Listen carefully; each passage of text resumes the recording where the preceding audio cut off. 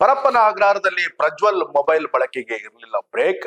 ಪೊಲೀಸರ ತನಿಖೆಯಲ್ಲಿ ಬಯಲು. ಪರಪ್ಪನ ಅಗ್ರಹಾರ ಜೈಲಿನಲ್ಲಿರುವ ಸಜಾ ಕೈದಿ ಪ್ರಜ್ವಲ್ ರೇವಣ್ಣ ಅಕ್ರಮವಾಗಿ ತರಿಸಿಕೊಂಡಿದ್ದ ಮೊಬೈಲ್ ಮೂಲಕ ತಂದೆ ಎಚ್.ಡಿ. ರೇವಣ್ಣ ಹಾಗೂ ತಾಯಿ ಭವಾನಿ ರೇವಣ್ಣ ಸೇರಿದಂತೆ ಕುಟುಂಬಸ್ಥರಿಗೆ ನಿರಂತರವಾಗಿ ಕರೆ ಮಾಡುತ್ತಿದ್ದ ಸ್ಫೋಟಕ ವಿಚಾರ ಪೊಲೀಸ್ ತನಿಖೆಯಲ್ಲಿ ಬಯಲಾಗಿದೆ. ಏನಿದು ವಿಶೇಷ? ಇವತ್ತಿನ ಪ್ರಜಾ ಫೋಕಸ್ ವಿಶೇಷ ಕಾರ್ಯಕ್ರಮದಲ್ಲಿ ಏನು ನಮ್ಮ ಮಾಜಿ ಸಂಸದರು ಹಾಸನದ ಕಿಂಗ್, ಯಾವುದರಲ್ಲಿ ಕಿಂಗ್ ಅಂತ ನೀವೇ ಅರ್ಥ ಮಾಡ್ಕೊಬೇಕು. ಇವ್ರ ವಿಚಾರ ತೆಗೆದುಕೊಂಡು ಇವತ್ತು ಮಾತಾಡೋಣ, ವಿಶೇಷವಾಗಿ ಮಾತಾಡೋಣ. ಪ್ರಜಾ ಫೋಕಸ್ ವಿಶೇಷ ಕಾರ್ಯಕ್ರಮಕ್ಕೆ ಸ್ವಾಗತ. ನಾನು ನಿಮ್ಮ ಕಿರಣ್ ಚಿಟ್ಟಿ.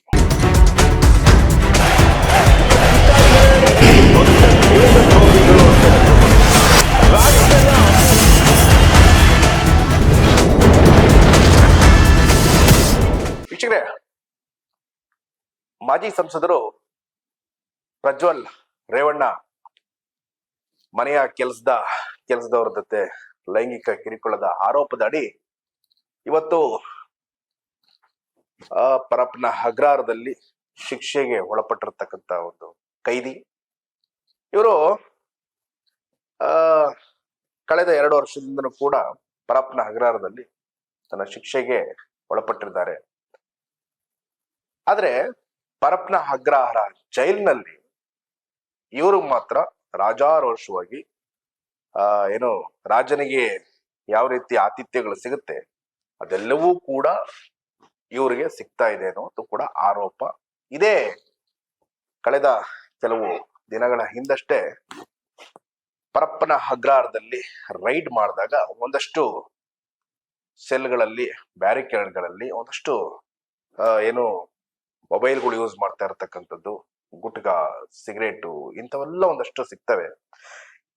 ಇದರಲ್ಲಿ ಪ್ರಜ್ವಲ್ ರೇವಣ್ಣ ಇರ್ತಕ್ಕಂಥ ಕೊಠಡಿಲೂ ಕೂಡ ಅವರು ಫೋನ್ ಸಿಕ್ಕಿರುತ್ತೆ, ಪೆನ್ ಡ್ರೈವ್ ಸಿಕ್ಕಿರುತ್ತೆ.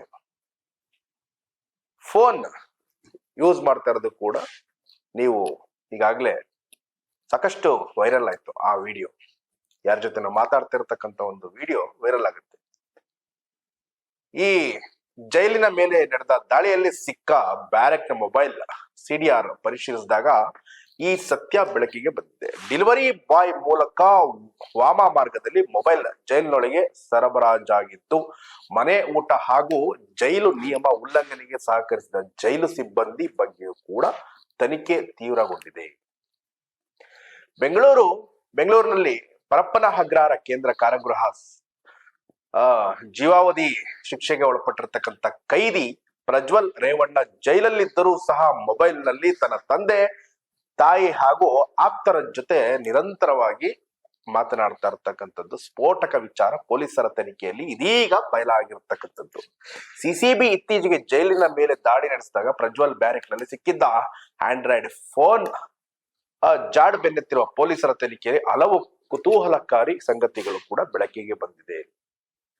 ಇನ್ನು ಈ ಮೊಬೈಲ್ ನಲ್ಲಿ ಸಿಕ್ಕಾದ್ಮೇಲೆ ಈ ಮೊಬೈಲ್ ನಲ್ಲಿ ನಿರಂತರವಾಗಿ ಇವ್ರು ಯೂಸ್ ಮಾಡ್ತಾ ಇರತಕ್ಕಂಥದ್ದು ಆಪ್ಗಳು ನೋಡೋದಾದ್ರೆ ವಾಟ್ಸಪ್, ಫೇಸ್ಬುಕ್, ಇನ್ಸ್ಟಾಗ್ರಾಮ್ ಹಾಗೂ OTT ಅಲ್ಲಿ ಬರೋಂಥ ಪ್ರೈಮ್ ವಿಡಿಯೋ ಇವೆಲ್ಲವೂ ಕೂಡ, ನೆಟ್ಫ್ಲಿಕ್ಸ್ ಇವೆಲ್ಲವೂ ಕೂಡ ತನಿಖೆಯಲ್ಲಿ ಸಿಕ್ಕಿರ್ತಕ್ಕಂಥದ್ದು.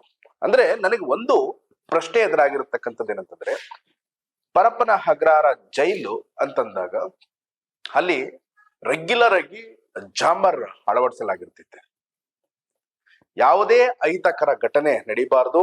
ಹಾಗೆ ಇನ್ ಕೇಸ್ ಏನಾದ್ರೂ ಯಾವುದೋ ಒಂದು ಮಾರ್ಗದಲ್ಲಿ ಈ ಫೋನ್ಗಳು ಈ ತರ ಒಂದು ಏನಾದ್ರೂ ಒಳಗಡೆ ಬಂದಿದೆ ಆದಲ್ಲಿ ಈ ಸಂಭಾಷಣೆಯು ಕೂಡ ನಡೀಬಾರ್ದು ಅಂತ ನಿಟ್ಟಿನಲ್ಲಿ ಏನಾಗಿರ್ತೈತೆ.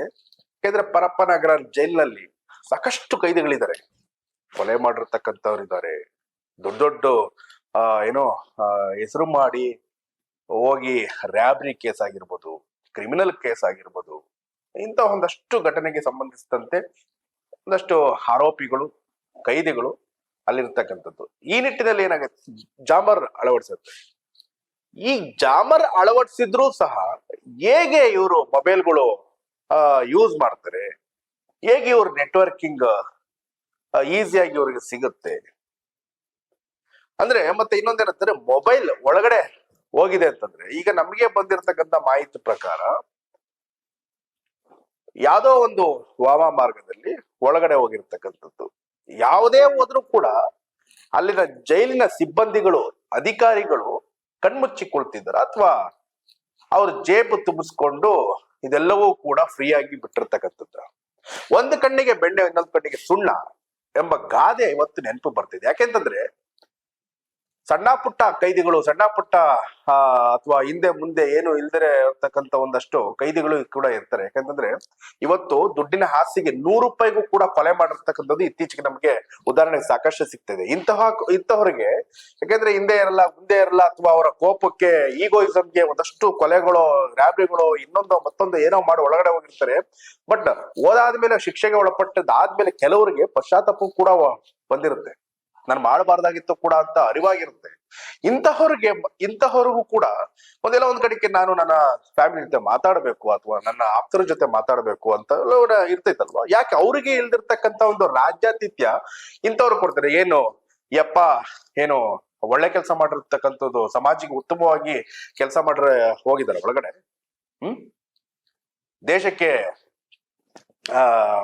ದೇಶಕ್ಕೆ ಏನೋ ಬೆನ್ನೆಲುಬಾಗಿ ನಿಂತು ಹೊತ್ತು ಇವತ್ತು ಏನಾದ್ರು ಒಳ್ಳೆ ಕೆಲಸ ಮಾಡಿ ಹೋಗಿರ್ತಕ್ಕಂಥವ್ರ? ಮಾಡಿರ್ತಕ್ಕಂಥದ್ದೇ ಅಲ್ಕ ಕೆಲ್ಸ, ಅದರಲ್ಲಿ ಹೇಳ್ಕೊಳ್ಳೋದ್ ಬೇರೆ. ಏನೋ ಸಂಸದರು ಯಾವ್ದ್ರಿ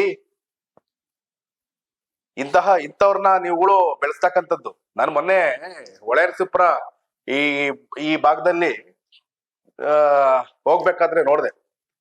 ನೋಡಿ, ಜನಗಳು ಎಷ್ಟು ಇದ್ ಮಾಡ್ತಾ ಇದಾರೆ ಅಂತಂದ್ರೆ, ಇಂಥವ್ರನ್ನೆಲ್ಲ ನಿಜವಾಗ್ಲೂ ಬೆಳೆಸ್ಬೇಕ. ನೋಡಿ, ಯಾಕೆ ನಾನು ಇದನ್ನ ಹೇಳ್ತೀನಿ ಅಂತಂದ್ರೆ, ಈ ಹೊಳೆನರಸೀಪುರ ಹಾಸನ ಭಾಗದಲ್ಲಿ ಇವತ್ತಿಗೂ ಕೂಡ ಅಂದ್ರೆ ಪ್ರಜ್ವಲ್ ರೇವಣ್ಣ ಕೈದಿ ಅನ್ನೋದು ಆಗಿದೆ ಅಲ್ವಾ, ಜೀವಾವಧಿ ಶಿಕ್ಷೆಗೆ ಒಳಪಟ್ಟಿರ್ತಕ್ಕಂಥ ನಿಜ ಅಲ್ವಾ. ಅಂದ್ರೆ ಇಲ್ಲಿ ನ್ಯಾಯದ ಮುಂದೆ ಎಲ್ಲವೂ ಕೂಡ ಸರಿ ಹೋಗಿರ್ತಕ್ಕಂಥದ್ದು. ಹಾಗೆ ತಪ್ಪು ಮಾಡಿರ್ತಕ್ಕಂಥದ್ದು ಯಾರಾದ್ರೂ ತಪ್ಪೇ ಮಾಡಿರ್ತಕ್ಕಂಥದ್ದು. ಈ ಕೈದಿಗೆ ಇವತ್ತಿಗೂ ಕೂಡ ರಾಜ್ಯಾತಿಥ್ಯ. ಅಂದ್ರೆ ಅಲ್ಲಿ ಏನ್ ರಸ್ತೆ ಇಕ್ಕಲಗಳಲ್ಲಿ ಪ್ರಜ್ವಲ್ ರೇವಣ್ಣ ಹುಟ್ಟು ಹಬ್ಬಕ್ಕೆ ಶುಭಾಶಯಗಳನ್ನ ಕೋರ್ತಿದೀವಿ ಅಂತ ಅಷ್ಟು ಬ್ಯಾನರ್ಗಳು ಹಾಕುವಂಥದ್ದು. ಅಂದ್ರೆ ನೋಡಿ, ಅಂದ್ರೆ ನಿಮ್ಮ ಮನೆ ಹೆಣ್ಣು ಮಕ್ಳಿಗೆ ಏನಾದ್ರು ಮಾಡಿದ್ರು ಸಹ ನೀವು ಇವಾಗ ಇದೇ ತರ ಮಾಡ್ತಿದ್ರ ಅಂತ ಅವಶ್ಯಕತೆ ಇದೆಯಾ? ಇಂಥವ್ರು ನಿಮ್ಗೆ ಏನೋ ನಾಯಕರುಗಳು ಆಗ್ಬೇಕಾ ಅಥವಾ ಜನಪ್ರತಿನಿಧಿಗಳು ಅಂತ ಹೇಳ್ಕೊಬೇಕಾ? ಅಥವಾ ಇನ್ನು ಅವ್ರ ಈ ಸಜೆ ಎಲ್ಲ ಮುಗಿಸ್ ಬಂದಾದ್ಮೇಲೂ ಕೂಡ ಬೇಕಾದ್ರೆ ನೀವು ಅವ್ರನ್ನ ಅದೇ ಸ್ಥಾನದಲ್ಲಿ ಇಟ್ಟು ಪೂಜೆ ಮಾಡ್ತೀರಾ? ಇದು ಯಾವ ಒಂದು ಪುರುಷಾರ್ಥಕ್ಕೆ ಮಾಡ್ತಕ್ಕಂಥದ್ದು ನನಗೆ ಅರಿವಾಗ್ತಿಲ್ಲ. ಪ್ರಜ್ವಲ್ ಕೆಲ ತಿಂಗಳುಗಳಿಂದ ನಿರಂತರವಾಗಿ ಬಳಸ್ತಿದ್ದ ಏನು ಈ ಮೊಬೈಲ್ ಫೋನ್ಗಳು, ಈ ಮೊಬೈಲ್ ಮೂಲಕವೇ ತಂದೆ ಎಚ್ ಡಿ ರೇವಣ್ಣ, ಭವಾನಿ ರೇವಣ್ಣ ಸೇರಿದಂತೆ ಇತರ ಕೆಲವು ಕುಟುಂಬ ಸದಸ್ಯರು ಕೂಡ ಸಂಭಾಷಣೆ ಮಾಡ್ತಿದ್ರು ಅಂತ ಮಾಹಿತಿ ಲಭ್ಯವಾಗಿರ್ತಕ್ಕಂಥದ್ದು. ಬ್ಯಾರೆಕ್ ನಲ್ಲಿ ಜಪ್ತಿ ಮಾಡಿರುವ ಮೊಬೈಲ್ ಸಿಮ್ನ ದೂರವಾಣಿ ಕರೆಗಳ ವಿವರ ಅಂದ್ರೆ CDR ಪರಿಶೀಲಿಸಿದಾಗ ಈ ವಿಚಾರ ಗೊತ್ತಾಗಿರ್ತಕ್ಕಂಥದ್ದು. ಹಲವು ತಿಂಗಳಿಂದ ಪ್ರಜ್ವಲ್ 100 ಬಾರಿ ಪೋಷಕರಿಗೆ ಕರೆ ಮಾಡಿ ಮಾತನಾಡಿದ್ದಾರೆ. ಜಪ್ತಿ ಮಾಡಿರುವ ಆಂಡ್ರಾಯ್ಡ್ ಹಾಗೂ ಒಂದು ಕೀಪ್ಯಾಡ್ ಮೊಬೈಲ್ ನಲ್ಲಿರುವ ಸಿಮ್ಗಳನ್ನು ಪರಿಶೀಲಿಸಿದಾಗ ಅವು ಬೇರೆಯವರ ಹೆಸರಿನಲ್ಲಿ ಇರುವುದನ್ನು ಕೂಡ ಪತ್ತೆ ಹಚ್ಚಲಾಗಿದೆ. ಜೊತೆಗೆ ಈ ಸಿಮ್ನ ಹೆಸರಿನಲ್ಲಿರುವವರಿಗೂ ಹಾಗೂ ಪ್ರಜ್ವಲ್ಗೆ ಇರುವ ನಂಟಿನ ಬಗ್ಗೆ ಹೆಚ್ಚಿನ ತನಿಖೆ ನಡೆದಿದೆ ಎಂದು ಉನ್ನತ ಮೂಲಗಳು ತಿಳಿದಿದೆ. ಅಂದ್ರೆ ಈ ತನಿಖೆ ನಿಜವಾಗ್ಲೂ ಏನೋ ಜನಗಳ ಕಣ್ಣೊರ್ಸೋದಿಕ್ಕೆ ಮಾಡಿದ್ರೆ ಸರಿ ಹೋಗಲ್ಲ, ಅಥವಾ ಮೀಡಿಯಾದವ್ರಿಗೆ ಕಣ್ಣೊರ್ಸೋದಕ್ಕೆ ಮಾಡಿದ್ರೆ ಸರಿ ಹೋಗಲ್ಲ. ನಿಜವಾಗಲೂ ಇದು ಪಾರದರ್ಶಕವಾಗಿ ಇದು ತನಿಖೆ ಆಗ್ಬೇಕು. ಮಾನ್ಯ ಗೃಹ ಮಂತ್ರಿಗಳಿಗೆ ನಾನು ಕೇಳ್ತಿದ್ದೀನಿ, ಅಂದ್ರೆ ಆ ಒಂದು ಸ್ಥಾನಕ್ಕೆ, ಗೃಹ ಮಂತ್ರಿ ಸ್ಥಾನಕ್ಕೆ ಬಂದ್ರೂ ಕೂಡ ಎಲ್ಲೂ ಎಗ್ಗಿಲ್ಲದೆ ಈ ತರ ಎಲ್ಲ ಒಂದಷ್ಟು ಭ್ರಷ್ಟಾಚಾರಗಳು ನಡೀತಾ ಇರತಕ್ಕಂಥದ್ದು ಸರ್ವೇ ಸಾಮಾನ್ಯವಾಗಿ ನಡೀತಿದೆ. ಅಂದ್ರೆ ಇದಕ್ಕೆ ಯಾವಾಗ ಕಡಿವಾಣ ಹಾಕುವಂಥದ್ದಾಗಾದ್ರೆ, ಅಂದ್ರೆ ಈಗ ಪ್ರೆಸೆಂಟ್ ನಮ್ಗೆ ಏನಂತಂದ್ರೆ ಪ್ರಿಯಾಂಕಾ ಖರ್ಗೆ ಅವರು ಗೃಹ ಸಚಿವರಾಗಿರ್ತಕ್ಕಂಥವ್ರು. ಅಂದ್ರೆ ನೀವು ಬೇರೆ ಬೇರೆ ವಿಚಾರದಲ್ಲೂ ಕೂಡ ಆ ಒಂದು ನಿಟ್ಟು ತೆಗೆದುಕೊಳ್ತೀರಾ. ಸೊ ಇದ್ಯಾಕೆ ಒಂದು ಈ ಜೈಲ್ ಅಂತ ಬಂದಾಗ ಯಾಕೆ ಅಂದ್ರೆ ಆ ಕ್ಷಣಕ್ಕೆ ಮಾತ್ರನಾ? ನೋಡಿ, ಹೇಳ್ತಿದ್ದೀನಿ, ಇಡೀ ರಾಜ್ಯದಲ್ಲಿ ಇರ್ತಕ್ಕಂಥ ಯಾವುದೇ ಕಾರಾಗೃಹಗಳು ತೆಗೆದುಕೊಳ್ಳಿ, ಜಿಲ್ಲಾ ಕಾರಾಗೃಹಗಳು, ಪ್ರತಿಯೊಂದು ಜಿಲ್ಲೆಗಳಲ್ಲೂ ಕೂಡ ಕಾರಾಗೃಹಗಳು ಇರ್ತವೆ, ಜೈಲುಗಳು ಇರ್ತವೆ. ಪ್ರತಿಯೊಂದು ಜೈಲಿನಲ್ಲೂ ನಡೆಯುವಂತಹ ಒಂದು ಸರ್ವೇ ಸಾಮಾನ್ಯವಾಗಿ ಇದು ಏನು ಮೊಬೈಲ್ಗಳು ಅವ್ರಿಗೆ ಸಿಗುವಂತದ್ದಾಗಿರ್ಬೋದು, ಅಥವಾ ಅವ್ರಿಗೆ ಸಿಗರೇಟ್, ಗುಟ್ಕಾ, ಇವೆಲ್ಲವೂ, ತಂಬಾಕು ಎಲ್ಲವೂ ಕೂಡ ಒಳಗಡೆ ಸರಬರಾಜು ಆಗಿರ್ತೈತೆ. ಅಂದ್ರೆ ಒಂದು ತಿಳ್ಕೊಬೇಕು, ಅಥವಾ ಏನೋ ಮೇಲ್ನೋಟಕ್ಕೆ ಕಾಣಿಸ್ತಕ್ಕಂಥದ್ದು ಏನಂತಂದ್ರೆ ಯಾರೂ ಮುಟ್ಟಾಡ್ರಲ್ಲ, ಇಲ್ಲಿ ನಾವಂತೂ ದಡ್ರಲ್ಲ. ಅಲ್ಲಿ ಒಳಗಡೆ ಹೋಗ್ಬೇಕು ಅಂತಂದ್ರೆ ಸಾಕಷ್ಟು ಅಧಿಕಾರಿಗಳ ದಾಟಿ ಹೋಗ್ಬೇಕಲ್ವಾ? ಹಾಗಿದ್ರೆ ಏನ್ ಪರಿಶೀಲನೆ ಮಾಡ್ತಿದ್ರಿ? ಅಂದ್ರೆ ಅಧಿಕಾರಿಗಳು ಇದಕ್ಕೆ ಶಾಮೀಲಾಗಿ ಅವರ ಜೇಬು ತುಂಬಿಸ್ಕೊಳ್ಳೋ ಅಂತಕ್ಕೆ ಹೊರಟಿರ್ತಕ್ಕಂಥದ್ದು, ಅಥವಾ ಆ ಎಂಜಲ್ ಕಾಸಿಗೆ ನಾಲಿಗೆ ಹಾಕಿ ಚಾಚಿ ಕುಳಿತಿರ್ತಕ್ಕಂಥದ್ದು ನಿಮ್ಮ ಇಲಾಖೆಯವರು? ಇದನ್ನ ಯಾವಾಗ ಇದನ್ನ ತೆಗೆದುಕೊಂಡು ಅಥವಾ ಇದನ್ನ ಕಡಿವಾಣ ಹಾಕೋದಾದ್ರೂ ಯಾವಾಗ? ಯಾರು ಕೇಳಲ್ಲ ಅಂತನ? ಬಿಟ್ಬಿಡಿ. ಆಗಿದ್ರೆ ಯಾಕೆ ಶಿಕ್ಷೆಗೆ ಒಳಪಡಿಸಿರ್ತೀರಿ? ಈಗ ನ್ಯಾಯಾಲಯದ ತೀರ್ಪು ಏನಾಗಿರ್ತೈತೆ ಅಂತಂದ್ರೆ, ಯಾವೊಬ್ಬ ಶಿಕ್ಷೆಗೆ ಒಳಪಟ್ಟಿರ್ತಕ್ಕಂಥ ಕೈದಿಗಳನ್ನ ಶಿಕ್ಷೆಗೆ ಗುರಿಪಡಿಸಿ ಈ ಒಂದು ಕಾರಾಗೃಹಕ್ಕೆ ಕಳಿಸಿದಾದಲ್ಲಿ ನೀವುಗಳು ಮಾಡ್ತಾ ಇರ್ತಕ್ಕಂಥದ್ದು ಏನು? ಅಧಿಕಾರಿಗಳು ಅಂತ ಹೇಳಿಕೊಂಡು ಸಾಕಷ್ಟು ಎಂಜಲ್ ಕಾಸಿಗೆ ಈ ಭ್ರಷ್ಟಾಚಾರ ಮೈಗೂಡಿಸ್ಕೊಂಡು ಹೋಗಿರ್ತಕ್ಕಂಥದ್ದು ಇದು ಸರಿಯಾಗಿರ್ತಕ್ಕಂಥ ಅಲ್ಲ. ಹೆಂಗಂತಂದ್ರೆ ಸಮಾಜಕ್ಕೆ ಶಿಷ್ಟಾಚಾರವಾಗಿ ಕಾಪಾಡ್ಬೇಕಾಗಿರ್ತಕ್ಕಂಥ ಒಂದು ರಕ್ಷಕರು ಇವತ್ತು ಭಕ್ಷಕರಾಗಿ ನಿಂತಿದ್ದಾರೆ ಅಂತಂದ್ರೆ ಇವತ್ತು ಯೋಚನೆ ಮಾಡ್ಬೇಕಾದ ಸಂಗತಿ ಎದುರಾಗಿರ್ತೈತೆ. ಇವತ್ತು ಸೋಷಿಯಲ್ ಮೀಡಿಯಾ ಇವತ್ತು ಎಷ್ಟು ಮಟ್ಟಿಗೆ ಅಂದ್ರೆ ಅಭಿವೃದ್ಧಿ ಆಗಿದೆ ಅಂತಂದ್ರೆ ಇವತ್ತು ಕಣ್ಮುಚ್ಚಿ ನೀವು ಅನ್ಕೊಬಹುದು ನಾನು, ಯಾಕಂದ್ರೆ ಇವತ್ತು ದಿನನಿತ್ಯ ಒಂದೊಂದು ವಿಡಿಯೋಗಳು ಹರಿದಾಡ್ತಿರ್ತವೆ ಸೋಷಿಯಲ್ ಮೀಡಿಯಾದಲ್ಲಿ. ಪೊಲೀಸ್ನವರು ಲಂಚ ತೆಗೆದುಕೊಳ್ತಾ ಇರ್ತಕ್ಕಂಥದ್ದು, ಪೊಲೀಸ್ನವರು ಲಂಚ ತೆಗೆದುಕೊಂಡು ಅವ್ರು ಯಾರನ್ನ ಬಿಟ್ಟು ಕಳಿಸಿರ್ತಕ್ಕಂಥದ್ದು, ಈ ತರ ಒಂದಷ್ಟು ಘಟನೆಗಳು ನಮ್ಮ ಮುಂದೆ ಉದಾಹರಣೆ ಸಿಗ್ತೈತೆ. ಇಂತಹ ಒಂದು ಘಟನೆಗಳು ನಿಮ್ ಮುಂದೆ ಬಂದ್ರೂ ಕೂಡ ನಾಚಿಕೆ ಮಾನ ಮರ್ಯಾದೆ ಇಲ್ದನೆ ಇಂತಹ ಇದು ಕೃತ್ಯಗಳಿಗೆ ನೀವು ಸಹಾಯ ಮಾಡ್ತಕ್ಕಂಥದ್ದು, ಇಂತಹ ಕೃತ್ಯಗಳಿಗೆ ಏನೋ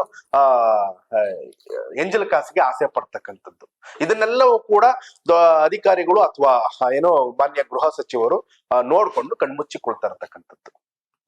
ಇಂತಹ ಸಮಾಜದಲ್ಲಿ ನಾವು ಬದುಕ್ತಾ ಇರ್ತಕ್ಕಂಥದ್ದು. ಎಷ್ಟು ತಾನೇ ಸರಿ ಹೇಳಿ? ಈ ಫೋನ್ ಬಂದಿರತಕ್ಕಂಥದ್ದು ಈ ಡೆಲಿವರಿ ಬಾಯ್ ಏನ್ ಕೊಟ್ಟಿದ್ದಾರೆ ಅವರು ಕೂಡ ಕಾಕಿ ವಶಕ್ಕೆ ಪಡ್ಕೊಂಡಿರ್ತಕ್ಕಂಥದ್ದು. ಪ್ರಜ್ವಲ್ ಬ್ಯಾರಿಕೇಡ್ಸ್ ಮೊಬೈಲ್ ತಲುಪಿಸಲು ಕಾರಣವಾಗಿದ್ದ ಡೆಲಿವರಿ ಬಾಯ್ ಅನ್ನು ಪೊಲೀಸರು ವಶಕ್ಕೆ ಪಡೆದು ತೀವ್ರ ವಿಚಾರಣೆ ನಡೆಸಿದ್ದಾರೆ. ಜೈಲಿರುವ ಕೈದಿಯೊಬ್ಬ ಡೆಲಿವರಿ ಬಾಯ್ಗೆ ಇನ್ಸ್ಟಾಗ್ರಾಮ್ ಮುಖಾಂತರ ಕರೆ ಮಾಡಿ ಓರ್ವ ವೃತ್ತಿ ನೀಡುವ ಪಾರ್ಸೆಲ್ ಸ್ವೀಕರಿಸಿ ತಂದು ಕೊಡುವಂತೆ ತಾಕೀತು ಮಾಡಿದ್ದ. ಈ ಸೂಚನೆ ಮೇರೆಗೆ ಪಾರ್ಸೆಲ್ ಸ್ವೀಕರಿಸಿದ ಡೆಲಿವರಿ ಬಾಯ್ ಅವರನ್ನು ವಾಮ ಮಾರ್ಗದಲ್ಲಿ ಜೈಲಿನೊಳಗೆ ತಲುಪಿಸುತ್ತಿದ್ದ. ಈ ಮುಖಾಂತರ ಮೊಬೈಲ್ ಪ್ರಜ್ವಲ್ ಕೈಗೆ ಸೇರಿತ್ತು ಎಂದು ಮೂಲಗಳು ಕೂಡ ಪ್ರಜಾಧ್ವನಿ ಟಿವಿಗೆ ಕೇಳಿ ಬರ್ತಕ್ಕಂಥದ್ದು. ಅಪರಾಧಿ ಪ್ರಜ್ವಲ್ ಜೈಲು ನಿಯಮಗಳನ್ನು ಉಲ್ಲಂಘಿಸಿ ಮೊಬೈಲ್ ಬಳಸಿದ್ದಾರೆ. ಜೊತೆಗೆ ಈ ಜೈಲಿನಲ್ಲಿ ಇವ್ರಿಗೆ ಯೂನಿಫಾರ್ಮ್, ಕೈದಿಗೆ ಯೂನಿಫಾರ್ಮ್ ಇರ್ತೈತೆ, ಅದು ಕೂಡ ಧರಿಸ್ತಾ ಇಲ್ಲ. ಆರಂಭದಲ್ಲಿ ಸಿಂಗಲ್ ಕಾಟ್ ಮಂಚವನ್ನು ಬಳಕೆ ಮಾಡ್ತಿದ್ರು. ಜೊತೆಗೆ ನ್ಯಾಯಾಲಯದ ಅನುಮತಿ ಇಲ್ಲದೆ ಅನಧಿಕೃತವಾಗಿ ಮನೆಯ ಊಟ ಕೂಡ ತರಿಸ್ಕೊಳ್ತಾ ಇದ್ರು. ಈ ಅಕ್ರಮಗಳಿಗೆ ಜೈಲಿನ ಸಿಬ್ಬಂದಿಯು ಸಹಕಾರ ಕೊಟ್ಟಿದ್ದು ಅವರು ಯಾರು ಎಂಬುದನ್ನು ಪತ್ತೆ ಹಚ್ಚಬೇಕಿದೆ ಎಂದು ಮೂಲಗಳು ಕೂಡ ಹೇಳಿದೆ. ಇವ್ರಿಗೆ ಯಾಕೆಂದ್ರೆ ಜೈಲಿನಲ್ಲೆಲ್ಲ ಅಲ್ಲಿ ಊಟ ತಿನ್ಬಿಟ್ರೆ ಅವ್ರಿಗೆ ಅಸಹ್ಯ. ನಾರ್ಮಲ್ ಕೈದಿಗಳೆಲ್ಲ ಅದನ್ನೇ ತಿನ್ಬೇಕು. ಯಾಕಂದ್ರೆ ಇವ್ರಿಗೆ ಮಾತ್ರ ದಿನನಿತ್ಯ ಹೊರಗಡೆಯಿಂದ ಒಳ್ಳೆ ಔಟೋಪಚಾರವೆಲ್ಲವೂ ಸಿಗೋ ರಾಜಾತಿಥ್ಯ ಸಿಗ್ತಾ ಇರ್ತಕ್ಕಂಥದ್ದು. ಮನ ಮರಿದಿಲ್ಲ ನಮ್ಮ ಏನು ಪೊಲೀಸ್ನವ್ರಿಗೆ. ಅವತ್ತು ಏನು ಜೈಲಿನ ಅಧಿಕಾರಿಗಳಂತ ಹೇಳ್ತಾರಲ್ಲ, ಇವರ ಶಾಮಿಲ್ ಇಲ್ದಾನೆ ಯಾವುದೇ ಕಾರಣಕ್ಕೂ ಇವೆಲ್ಲ ನಡೆಯಲ್ಲ. ಇಂಥವ್ದೆಲ್ಲ ಅಟ್ಲೀಸ್ಟ್ ಇನ್ ಮುಂದಾದ್ರೂ ಎಚ್ಚೆತ್ಕೊಳ್ಬೇಕಾಗುತ್ತೆ. ಬಟ್ ತನಿಖೆಯಲ್ಲಿ ಇದೆಲ್ಲವೂ ಕೂಡ ಬಹಿರಂಗ ಆಗ್ಬೇಕು, ಪಾರದರ್ಶಕತೆಯಿಂದ ತನಿಖೆ ಆಗ್ಬೇಕು, ಬಹಿರಂಗ ಆಗ್ಬೇಕು. ಮಾನ್ಯ ಗೃಹ ಸಚಿವರು ಇದಕ್ ಕಡೆ ಗಮನ ಹರಿಸಿ ರಾಜ್ಯದಲ್ಲಿ ಇರ್ತಕ್ಕಂಥ ಎಲ್ಲಾ ಕಾರಾಗೃಹಗಳು ಕೂಡ ಇದೇ ರೀತಿ ರೇಡ್ ಮಾಡಿ ನಿಜವಾಗ್ಲೂ ಇದಕ್ಕೆ ಮುಂದಿನ ದಿನಗಳಲ್ಲಿ ಇದನ್ನ ಪರಿಣಾಮ ಎಷ್ಟರ ಮಟ್ಟಿಗೆ ಇರಬೇಕು ಅಂತಂದ್ರೆ, ಒಳಗಡೆ ಹೋದ್ರೆ ನಾನೊಂದು ತಪ್ಪು ಮಾಡಿ ಒಳಗಡೆ ಹೋದ್ರೆ ಅಲ್ಲೂ ಕೂಡ ನನಗೆ ಸಾಕಷ್ಟು ಟೈಟ್ ಆಗುತ್ತೆ, ಅದ್ರ ನನಗೆ ಹಿಂಸೆ ಆಗುತ್ತೆ ಅನ್ನೋ ಒಂದು ಆಚೆನೆ ಅವ್ನು ತಿಳ್ಕೊಬೇಕು. ಅವನು ಒಬ್ಬ ಏನೋ ತಪ್ಪು ಮಾಡೋದಕ್ಕಿಂತ ಮುಂಚೆನೆ ಅವ್ರು ತಿಳ್ಕೊಳ್ಬೇಕು. ಅಷ್ಟರ ಮಟ್ಟಿಗೆ ನೀವು ಕಡಿವಾಣ ಹಾಕ್ಬೇಕು. ಇದಾಗಿತ್ತು ಇವತ್ತಿನ ವಿಶೇಷ. ನೀವು ನೋಡ್ತೀರಾ ಪ್ರಜಾಧ್ವನಿ ಟಿವಿ. ನಮಸ್ಕಾರ.